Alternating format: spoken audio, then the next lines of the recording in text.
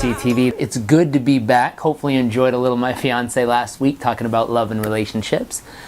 Specifically this week, we're going to be talking about our dreams getting shut down. The things that we really feel connected to in our lives, the things that we feel are our mission, our calling, the things that make us feel most alive. And what happens when those kind of get squashed by a friend, a family member, even ourselves sometimes, or society as a whole. And to give you a little background, I'll give you an experience and a story that this happened to me personally. I never forget, I had just gotten back from semester at sea, and we did 100 days in 10 countries on a cruise ship going around the world. Then I decided to go volunteer and live for 3 months in a village in Uganda teaching English and organic farming. I got sick, I got sent home with malaria, I finally got better, and I found this amazing opportunity online. I walked into a coworker's office one day and she had up on the screen, it was called the Amazing Race? No, the World Race. And I saw it and I was like, what is that? And she told me, she's like, it's this amazing adventure with 11 months, 11 countries, you're put on teams, and you go and volunteer in a mission, then you race from that mission to the next. You go from like LA to Beijing, then you get to the next mission and you volunteer for another month, then you race from Beijing to somewhere in India, and you go all the way around the world, 11 missions, 11 months. It's amazing. And I looked at it and I'm like, I have to do that. So I signed up, I got accepted, I was put on their website, and I was so excited for this. And I took the final step, just letting everyone know. I wasn't asking permission, I was letting everyone know what I was gonna do. And at that moment, I told my mom, she started crying. She always cries when I leave the country. I told my grandma, she said, God bless you, good luck. And I finally got to Dad, and I told him, and he said, son, we need to have a chat. I said, you know, you've done enough traveling, you've done enough volunteering, it's time for you to learn how to work. He says, come home, get a job, start working, do what you love, but work hard at it and actually learn that next stage of life. And I remember just feeling so frustrated inside and so upset and so just like, oh, but that's what I was made to do. And yeah, I know it's logical and it makes sense, and I know I need to get a job and make money and prepare for life and pay bills and do all this other junk that you're supposed to do. But that's like what makes me feel alive inside over there. And it's interesting because I would never give up the lessons I've learned over the last, say, 5 to 7 years of my life since I've been back. I would never give up starting my company and learning how to run a business and learning how to do sales and marketing and, you know, our weekly episodes of JRCTv.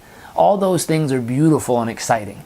At the same time, I don't know if you've ever felt this in your life, but that feeling of, I wonder what life would have been like if I would have chosen that path instead of this. And there's no worse feeling, there's no more uncomfortable feeling in our lives than that moment when you think, what if? I wonder what would have happened. You know, I wonder what that other path in life looks like, or feels like, or adds up to. I wonder what other people I would have met, or what other opportunities would have come true. And it's like in that movie, The Field of Dreams, where you look at that dream and you think, I wonder if I can still make it happen. But here's the crazy part. The crazy part is, I never let that dream go. And I bet if you're true to yourself and you really listen to your own heart, you've never let it go either. And I thought about it, and I thought about it, and I thought about it over all the years that have gone by, all the different things I've done. And it finally came to a point where I sat down and on paper I asked myself a few questions. I said, number one, what was the original dream that I was really connected to? And I'd ask you the same question. What was that original dream? Number two, why was that dream so important to you? What did it mean to you? What does it feel like even thinking about it right now? What was life about at that moment? What were you all about at that moment? Next, what would happen in your life today if you brought that dream back to life? And it might not be the same because you're not the same. 5 years ago, 10 years ago, 30 years ago, you're a different person now. You have different experiences, different lessons you've learned. You've evolved as a human being. Different things are important to you now. But if right now you still had the desire and you brought that dream back alive, what would it feel like? What would it prove to yourself? Just maybe it proves that it's even possible. Maybe it reignites a side of yourself you've been yearning to unleash for years now. And finally, what actions would you have to take to make that dream a reality starting today? What's crazy is my dream was always to travel the world continuously and help people, inspire them, or help them hands-on, or volunteer, or do something to make a positive difference in their lives. And I've learned and evolved some things that I've learned recently it's no fun to do it by yourself.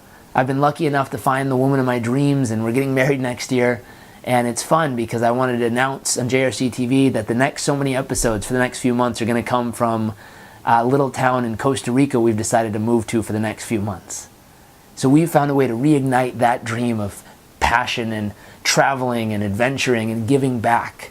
So we're going to be on a mission down there looking for ways to help make a difference in the communities and the culture and the environment as well. But what's that mission for you, and how can you bring it back alive? Anyways, answer those questions. I hope to spark some old memories. I hope to bring back some passions and hopefully help you create a game plan to make them reality.